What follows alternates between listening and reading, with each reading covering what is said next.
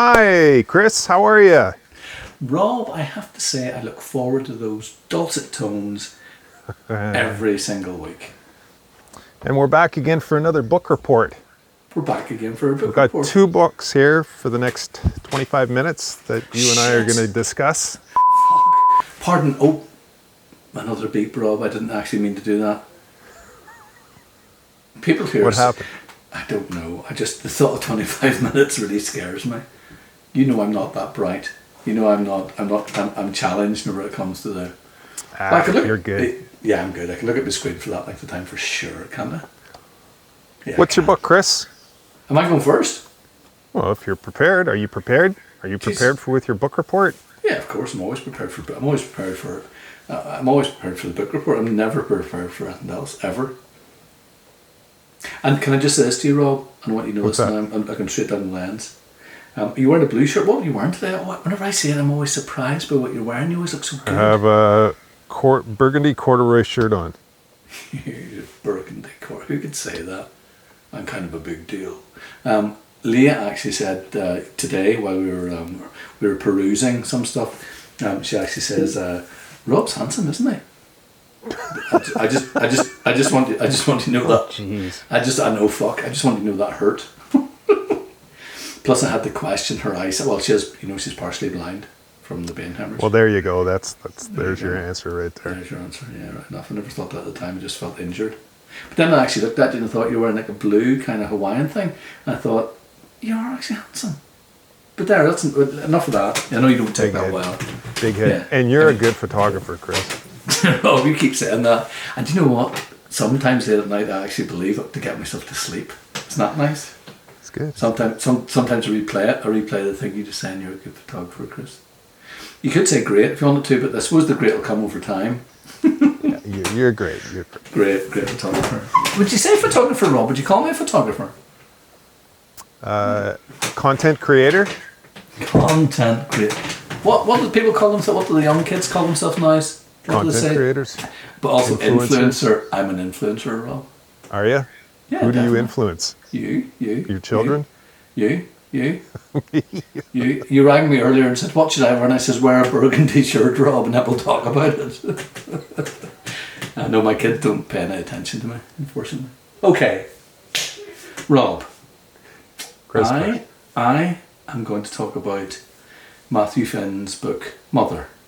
Okay, and maybe drift into a bit of Uncle while we're on the subject. all right. But whenever I was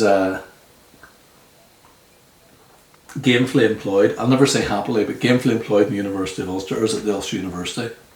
Mm-hmm. I can't remember which one it is now. I know they paid a massive amount for a rebrand by taking away one word and mixing it up with another word. But whenever I was there, we used to have the absolute delight on a Thursday of going to talks, half two to whatever it was. I attended a few. You attended a few, of course you did. So you know the whenever I could get in.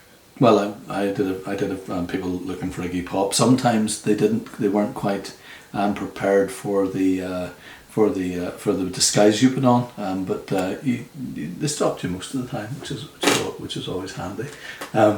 So Matthew Finn came and did a talk on the work Mother. He came and did a talk. He didn't do it just on Mother. He came to a talk on his work, and I remember meeting him just beforehand, and he said something very interesting to me. We had never met. Usually, sometimes the photography team, which I wasn't part of, but I always hung about with.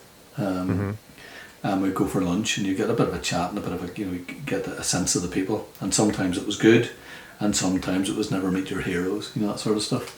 But with Matthew, I didn't go out. So I met him. We had a quick chat outside. He seemed kind of nervous, as I suppose anybody who's professional and does a talk is.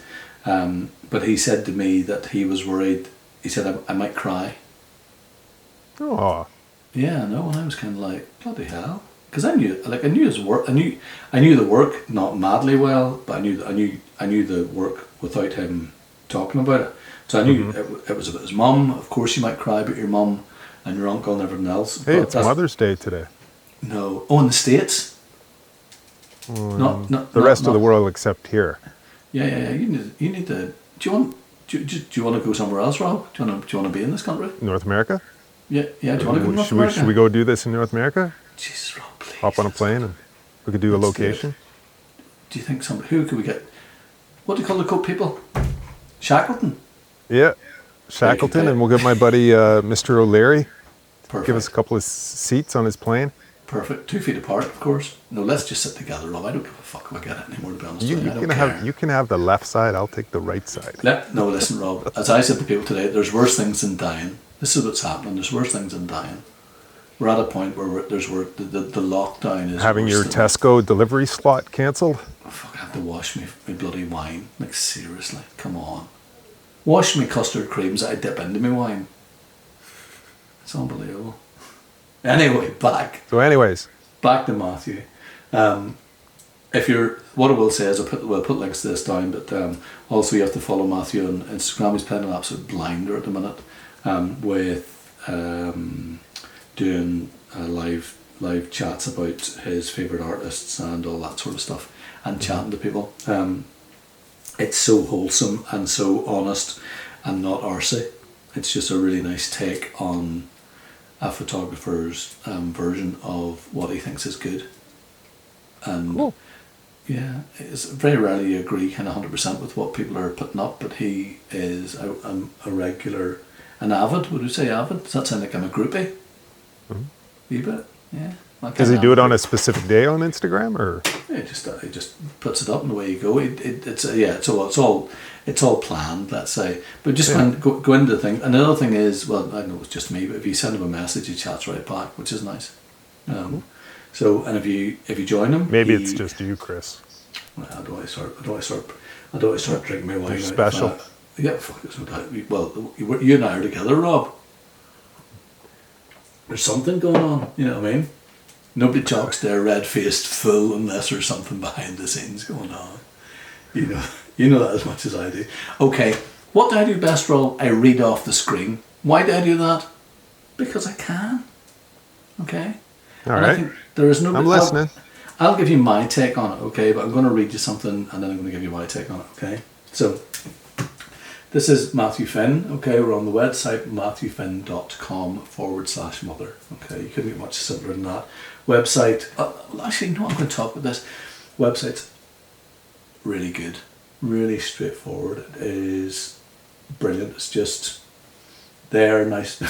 God, I nearly said nice font. I shouldn't have done a degree in visual communication, Rob. It's ruined me. Nobody cares about the font, do they, realistically? But anyway, nice, and it's also really nice to manoeuvre around, but that's neither here nor there. Okay, coming home, Matthew Finn, okay? So, there is, I would say, many words, 250, 300, 400, 500 words here. Starts off, for over 30 years, and this is essentially whenever. How many words is there? Sorry. I would say about 500. And you're gonna read them out now? No, of course I'm not going to read them out. Are you crazy? You know what my reading's like. I have to read an age of a 12-year-old. This will take us forever. The 25 minutes will be up. We're probably into the 25 minutes now. Anyway, We're getting there. Getting there. Okay, right. I'll be quick. So this is Matthew's words, not mine. Okay. So this is essentially what he pulled out of the hat at the talk in Belfast. Okay. So for over 30 years, I took photographs of my mum. I don't remember the circumstances in which most of them were taken, although they were all in her home in Leeds. I never set out to create an archive of carefully ordered material. It began from a need to create stability, and over the years it became a ritual that I could not abandon. Okay, so we talked about this, it started out, I think, whenever he was at college. Whenever he'd come home, he'd take photographs, and then it turned into, I suppose, I don't want to say an addiction, that's probably wrong, but it definitely turned into a ritual for sure. So his father never lived with us, and many times he would make promises that he never kept. And I absolutely love this paragraph. I'll not go up beyond this paragraph. This paragraph kind of says everything. My father never lived with us, and many times he would make promises that he never kept. My mother would wait up to be picked up for a night out with him. I can remember her standing there fully dressed in her fawn mohair coat, and he wouldn't turn up. Eventually she would retreat upstairs to take off her makeup and going out clothes, and then return to the TV. This seemed to happen a lot. Okay, so he goes on to say that his father wasn't present. I think his father was a traveller, from what he spoke about at the time. I don't think he realised what the crack was. I think it was his mother's sister told him the family history. So that sentence, it kind of starts off that we get a sense of what's going on. There's no male figure in this set of photographs. The mother lived with the uncle, hence the next piece of work, Uncle. Mm-hmm. But it's essentially photographs of the mum over 30 years. So a really, a long piece of work. Black and white. How many pages is it? God, you know what? I don't know. I have no idea. I would say big book, hardcover, softcover. Well, I think good. I don't own the book. You trying to push me to say I own the book? Oh, you don't own the book? No. We only do stuff we own. That's a revelation. Jesus. Right, you know what I'm going to do? Don't make me pick up my phone on camera and ask Matthew for a copy for free. It's all right. I actually don't own the book. Well, we can send Matthew this podcast, and then he can decide whether or not he wants to send you one. He can defriend me on Instagram. Talking nonsense. No, I don't own. I do have a really healthy photo book collection, but sometimes I like to venture outside that. Wouldn't it be nice to have one, Matthew? Okay, so essentially the work, let's just go on here. Let's get Rob even embarrassed me. Ask me such difficult. Sorry, I'm just asking. I'm going to ask you questions about Crewdson, because I know so much about Crewdson you wouldn't believe. I didn't even spell his name. I didn't say Crewdson. You know what? Actually, I couldn't. That's really cruel. I couldn't spell his name. But anyway, you're getting off the point here. Matthew's never going to give me a book if I keep digressing and laughing. Okay, go. Yeah. Right. So it's the work for me. It's black and white. The stuff's hand printed. A lot of the prints were kind of printed at the time, so there's not really. Whenever you meet an artist and they feel like an artist, you know what I'm saying? Yeah. That whenever you meet somebody and the work's so sincere and so genuine and so moving, and he did cry that day. There was definitely, it was moved to tears a couple of times. Well, choked. Let's say choked in the talk, and I just thought to myself, this is work that's mighty important. And the reason why I love the work so much is because whenever I made the work with my dad, Matthew's stuff was kind of foremost in my mind at the time. The sincerity, the honesty, the way he made the work. It's there's photographs in there, and nearly every single page is just a photograph. Not just every single page is a photograph of the mum. Okay. With either, and they're all. You kind of go from tight portraits to slightly looser stuff. And then they're broken up with sort of photographs of the TV and a Christmas tree. There's stuff that you just look at and you're just like, it's so memorable. And it's all black and white. All black and white. And I mean, it's not even just, you don't know if you say black and white and you're kind of, you kind of have something in your head about that. It is sublime black and white. It's the fact that they're hand printed, and whenever you know that sort of stuff, you know that there's a skill base and a knowledge that kind of feeds backwards into the taking of the work. Yeah. You know what I mean? It's not as though they've been taken and then turned to black and white. This is a 30-year piece of work, so it's mighty. It's wonderful. There's absolutely tons written about it. The essay in the book, I haven't got it in front of me. Just everything about it. It seems that it's not. There's nothing trite. There's nothing. There's nothing self-serving about the work. It seems that every time he comes home, there has to be something done, and it looks. If you kind of go through it, that obviously there's a beginning, a middle, and an end. And if somebody's photographed their mum for 30 years, that the end is kind of either it happens in the book or it doesn't happen. I'll not ruin it for people, but it is nothing short of moving as you go through, because you see somebody, you know, and whenever you're looking at it, it's not necessarily his mum. It kind of becomes my mum. You know, it's all the stuff, all the stuff that you kind of place onto your mother is a connectedness, a love, a beauty, a kind of sadness and a sorrow in loads of photographs. So, but what would I know if I didn't own it? I can't believe I don't own it. Should I admit that? I should have pretended I owned it. I should have held up a cover. Right. Why don't you should have just printed out the cover and just ask me why I don't own the book. Ask me why I don't own it, Rob. Why don't you own it? Because I'm poor, you know, bloody poor. It's a really cruel question to ask me. I'm poor. If I could own it, I would.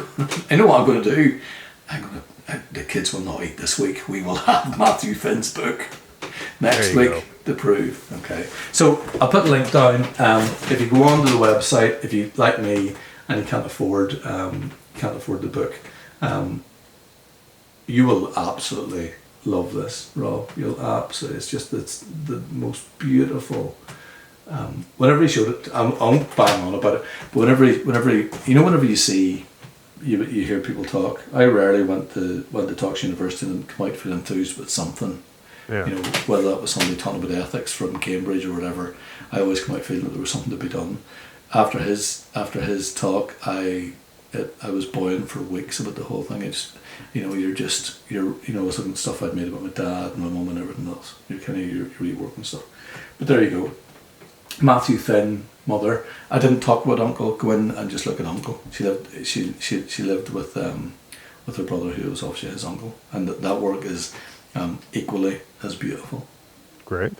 There you go. And they did stuff in art college as well, which you need to look at. But it's a totally different kettle of fish. Okay. All right. Okay. What do you think of that? How'd that work for you? Oh, that was good. That was good. Good. Was that okay? What would you give me out of 10 for that, Rob? You would say 7. Yeah, 8? you always say 8. Okay, 7. You always say 7.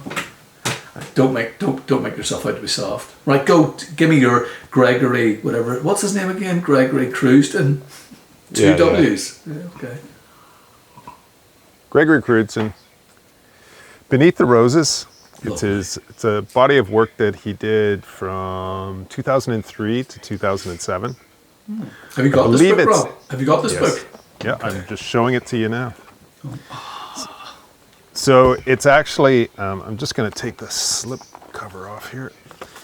It's actually, I believe, the last body of work that he shot on 8x10. Oh. So, because he's moved over to digital. Yeah, of course. Somebody else presses the button, isn't that right? Somebody does everything for Greg. That's nice. Greg directs and somebody else does everything. So this is the back. These are some of the production notes, but I mean, the photography is beautiful. Most of it's all shot at dusk, or mostly at dusk. He has it's done in 4 separate productions. 3 of them, I believe, were all exteriors, and then he did 1 production series of photos that were in a big studio where they did room sets. 50 people? In the shots, there's usually 1 to 3. No, but I mean, it essentially is a film set, isn't it? Oh yeah, his crew is huge. Yeah. His crew is huge. I mean, hair, makeup. There's 4 pages at the end of the book. No. That just lists the crew. And how much those images go for? What, $500,000 each? Is that right? Something like that. I think they're 30 grand. No, they're dearer than that. Are they not? Are they 30 or 300? No, it must be 300. It's been a long time since I priced them out. Well, the last time the book is 35. The book is 35 pounds. So, and the printing in the book is beautiful. I mean, there's nothing, you could frame each of these pages and hang them on your wall. They're beautiful. Rob, you have hit upon something there. Yeah, just get out your X-Acto knife. You have hit X-Acto knife. I was trying to remember the X-Acto knife today. So here's an example of it's a town in New England at dusk in the snow. The car has turned the corner. Yeah. This is the classic image from this production. Yeah. The car has turned the corner and it's at a yellow light, and there's 3 people in the scene. Yeah. There's the driver of the car. Yeah. There's a woman in a cafe on the corner, It's and nice there's descriptions. a gentleman under the movie theater awning. And it's beautiful. It's just a beautifully composed image. And everything is art directed. I mean, it's just, the work is stunning and meticulous. Those images are retouched. Now, I'm not saying this in a negative sense, but they're retouched beyond belief, aren't they? No. Lights are turned off. Lights are turned off. Man's moustache is taken out. An No. extra toe. No. I mean, there's some retouching Yeah. that compositing, like I believe with his the house on fire image. Mm-hmm. They bought a house, and there's a house that was going to be demolished, and they set it on fire, and here it is here. So I believe they retouched out some of the construction equipment that was used to set the house on fire. Mm-hmm. Like, I can't. Yeah, there's just like building material attached to the house so that they look that, I believe. But there's no difference between doing a wee bit and a big bit. I'm not saying this in a. It's not press photography, so there's no. You're not adding a pyramid or taking away a helicopter. I wouldn't. It's shot 8x10. Yeah. Scanned in. Yeah. He's not taking trees out or putting trees in or anything like that. I mean, there's no comping except for, I believe, that fire image. Okay. I mean, other than that, it's just, hairs, dust and scratches. Yeah, okay. I don't believe there's any digital manipulation. But the work is beautiful. And for £35... It's an absolute steal. It's just a great book to go through, because every time you look at the image, you can see the details that he's, gone to great lengths to create. Like what's on that porch here, and how he set everything up, and the art direction is just crazy. The dressing, I have to say, is because do you know the shot of the lady lying in the water in the internal of the house? There's one. No, it's not. I don't think it's that part. I don't think it's that body of work. But there's one where there's a lady lying she's inside the house, and there's a body of water, and she's lying there. It's just exquisite. I think that's the previous one. Yeah, every object is just, you can tell. But the thing is, Rob, I've just realised something. What? You are Gregory Crewdson. I am Matthew Finn. In what respect? Just in life. Styles? Yeah, you're kind of. I would probably be a little bit more production based. I do like just snapping a photo every now and then. Like, I know, but you're very. It's nice to be able to design an image. Yeah. And this stuff is just so gorgeous. Well, but do you not think that if you look at stuff like that it's rich? Do you not think it's a lesson? It's kind of homework. Whenever I look at cruising stuff, I'm always kind of blown. You're always blown away by the what goes into it for sure. Yeah. So you're kind of, I used to say to students, you'd be chatting about stuff, and you would show them some photographers that were a wee bit kind of left of field, and the students would be shocked. They'd be kind of, oh my goodness. And then you'd show them Crewdson, which isn't left of field at all, but you'd tell them you didn't press the button on the camera, and they would be disgusted. And then it took them 2 weeks to do the shot. No, of course, and then you go into, I think these things are shut down a whole town. Yeah, they're nice to be explained. It is. It's a feature film in one shot. Yeah. And I think like the whole town is standing just off set, watching him, direct everything. Yeah. And he's been doing it for 2 weeks to get this one shot, and then he says, "Okay, take the picture," and the picture's taken. Yeah. And that's it. And they tear down the construction down the sets and everything, and the townspeople are probably standing there scratching their heads, and they're all this for one photograph that's going to sell for $300,000. But do you remember you gave me that job for the Mac, Rob? Yeah. Whenever you're away, it's very much like that. That's kind of the analogy of the whole thing. In what sense? Well, in the sense that I did stuff for 2 weeks trying to get one shot. Oh. But there were no townspeople or applause at the end of it, or 300,000. Are we at our limit, Rob? Are we? Yes, we are. Well, Chris, that was great. Rob, I'm definitely looking forward to seeing this book of yours. Oh, the Matthew Finn one? Matthew Finn. I'm gonna do it as soon as we chat. I'm gonna tell him that I did a thing. I'm gonna send it to him and get him to give me an idea of how he thinks it did. It'll probably won't be. Well, we'll see how it is. All right, Chris. So we'll see you in 2 weeks. Rob, is it 2 weeks? No, it's not 2 weeks. It's 2 weeks. It's every 2 weeks. Jesus, Rob, I can't wait. Every week for our news. Yeah, but every 2 weeks for. Yeah. Thank God, give me a time to buy. So a you book can now. prepare. Okay. All right, dude. Jesus. Okay, bud. We'll see you later. Bye. Bye.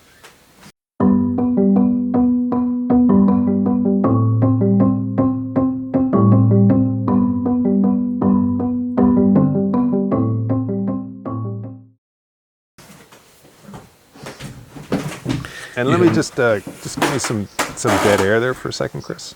Okay, go ahead. Just want to get a noise print. Great.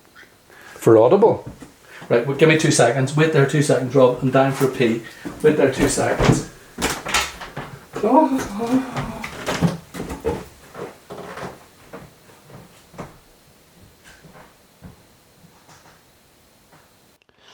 Okay, audio's rolling. Yeah. Audio's rolling, camera's rolling. Audio's rolling. Okay. 5, 4, 3, 2, 1. Unbelievable. I'm going to take you off loudspeaker. I'm going to set the camera down. I'm not going to say any bad words. Did you like the beeps? Love the beeps. They're hilarious, aren't they? Yeah, fuck. Oh. But I left a little bit of your voice there. No, I like that. I like you to hear a wee bit about it. I was so embarrassed. Why? It's fun. I'm coming across as an angry middle class male. I don't like that. But did I say middle class? Yeah, you did. Fuck. Are you middle class? I don't think so, Rob, am I? You're fucking so hoity-toity. Hoity-toity. That's how you ask for prostitutes in New York, isn't it? I want you to be hoity-toity. I'm looking for hoity-toity. Oh dear. I'm actually looking at a box that I'm trying to pack my dad's ornaments into, and it's you know the wine that says "Fat Bastard." Yeah. It's just staring at me in the face. They're trying to it's mocking me. Fat Bastard wine. And whenever I got it, the guy giving me the box, and I said, my wife will think you're being ironic, and he said, oh, I didn't do it on purpose. That means I am fat. Who's barking? Hold on one second. I got to go to the other room here quick. Go quick. Barking. Rosie's outside. Wee Rosie. Is Rosie deaf, blind, or minus a leg? Rosie's deaf and has a very large cancerous growth on her side. You see, I tried to joke there, and then I made myself look stupid. Everybody's got something, dude. Okay, Right. so we're rolling.